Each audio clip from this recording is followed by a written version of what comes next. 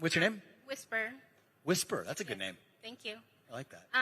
My question is, I had a different question, but because you got out the Constitution, I want to ask you, do you believe due process applies to all people, illegal and legal?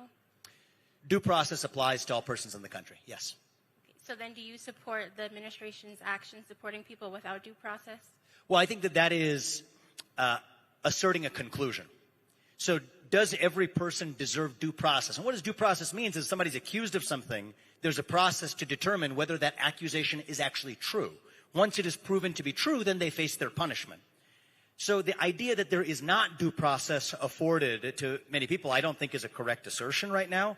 Are there occasionally mistakes that are made one-off that can be corrected? In any mass governmental administration of justice, there always is.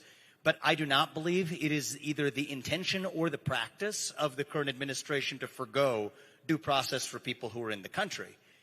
If that systematically were an issue, I'd be the first person to say it because I'm a constitutionalist. But that's a separate question from saying that if somebody has gone through that process, I'll give you an example. Somebody has had a final order of removal from the country, then they should be removed from the country. There was a man who was beheaded in Texas, in Dallas, about a month ago, by somebody who's in this country illegally. And we're not just saying they're here legally. They had a final order of removal after going through all of that due process, and they still weren't removed. So what I don't want to do is to create a deflection of a fake debate when we actually have a real debate to have, which is how committed are we to removing people who have already had a final order of removal after going through due process.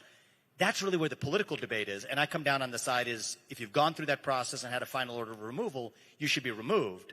But I personally, and I speak for myself, I'm speaking for Vivek Ramaswamy here, and my understanding of the U.S. Constitution that I intend to swear an oath to, if I'm elected governor, I believe due process applies to every person who's in this country. Thank you for your question. Thank you. Thank you.